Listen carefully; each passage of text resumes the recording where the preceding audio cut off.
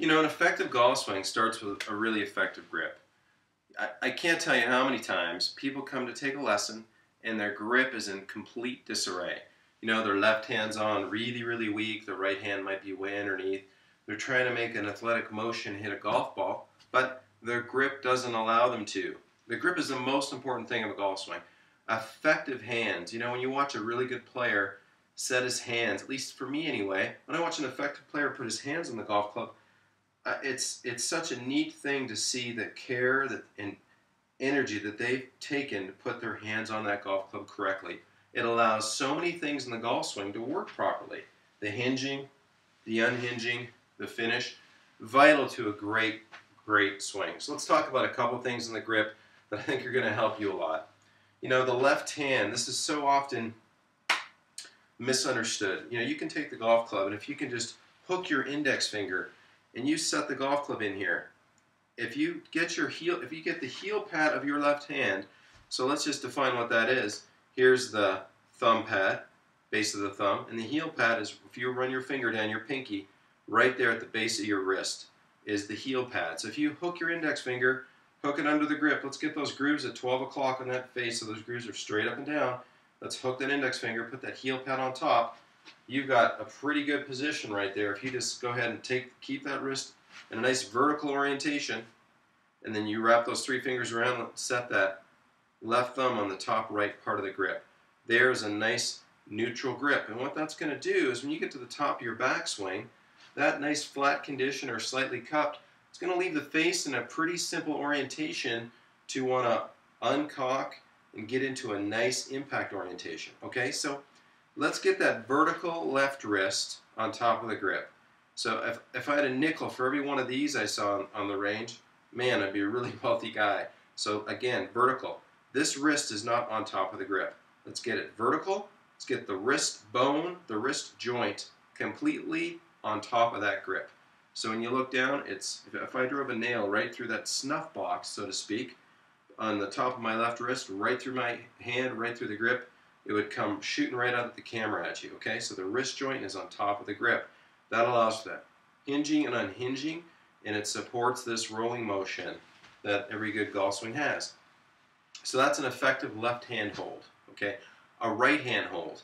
You know, there's a few ways you can put your right hand on the golf club. You can interlock it, you can overlap it, you can put it on 10 finger. You already know that. But what I always see, I see people make a big mistake with this interlock.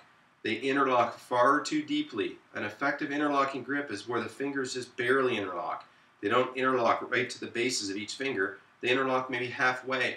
And an interlock grip is fantastic because when you interlock, you take away the ability for the left thumb and the index finger to really pinch and limit the freedom in that left wrist. So interlocking is fantastic because it supports mobility.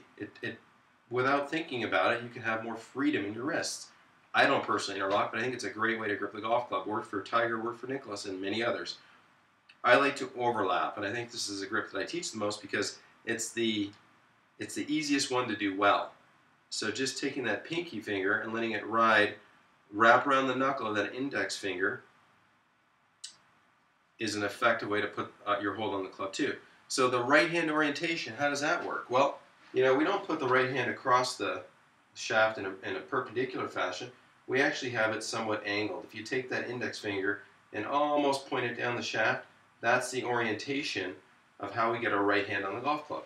And the right hand grip isn't more of a finger grip. It's such that if this was if I had a bow and arrow and this was a string, I would pull the string back by hooking the two fingers, middle fingers of my right hand, pull it back and then let it go. That's the sensation of how to get your right hand on the grip. It's like you hook them into a little U right there, and that's the sensation with a subtle orientation of aiming that index finger down the grip and wrap that underneath. A friend of mine, Brian Manzella, taught me that. It's a great way to teach the right hand hold. I learned a great thing from a gentleman named Craig Shankland at one of the early PGA teaching seminars. He used a yardstick. Now this isn't a yardstick, it's my kid's little hockey stick, but it's basically in the same shape with obviously with a blade on the end. If you have the opportunity to get a yardstick or even a ruler, you're going to feel how hands pair. It's pretty easy to slap these on there and know if your left hand's underneath, your right hand's underneath, or if they're kind of paired up and parallel to one another. Most effective grips aim these V's. What you'll realize is when the thumb and hand come together, it forms kind of what we call a V.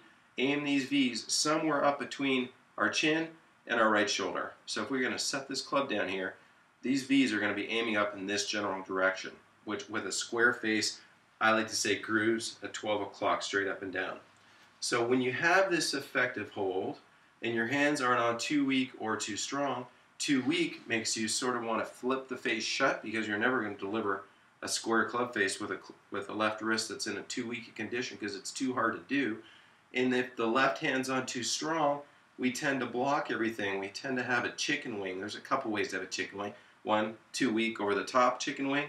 Too strong blocking chicken wing. So there's a couple different ways to have chicken wings. I like my chicken wings hot and with a cold beer at a bar, not on the golf course. Okay? So let's get our hands paired up well so that we can make an effective golf swing. When I look down, there's one little trick I want to share with you. If you can pretend you've got the double guns right here and you're shooting the screen, go ahead and let your right fingers cock back a little bit. You can see I'm creating a little bit of a wrinkle in the back of my knuckles and my both index fingers. Cock those back. And then let's see if we can't get in a hitchhiker thumb position. Bring those hitchhiker thumbs to the sides of our hands with those index fingers cocked back, like I could hold pennies between my thumb and the sides of my hands right there. Hold some pennies. When you do that, let's get that sensation of holding the pennies on the golf club. So there's holding the pennies. And I'm going to keep those pennies there as I hinge, unhinge, roll, and rehinge. Okay? So again, the hands are going to hinge, unhinge, roll, and rehinge. And somewhere during this, you're going to have fantastic tour striker-like impact alignments. Slightly forward-leaning shaft, downward strike, that's going to roll up into a nice finish. But if your grip isn't on properly, you're going to do all kinds of funky movements that are going to take away from your potential best golf swing. So really pay attention to having great hands, organized hands that are effective, that allow the club to hinge, unhinge, strike properly. Martin Chuck, signing off from Bend, Oregon. Come on, see me at a Tour Striker Golf Academy at Sun River. We're going to have a great time this summer. Information at tourstriker.com on the Academy tab. Shoot me an email. Love to see if you have any questions. We do online coaching as well, right from this office. I'd love to take a look at your golf swing and help you play better golf. Have a great day.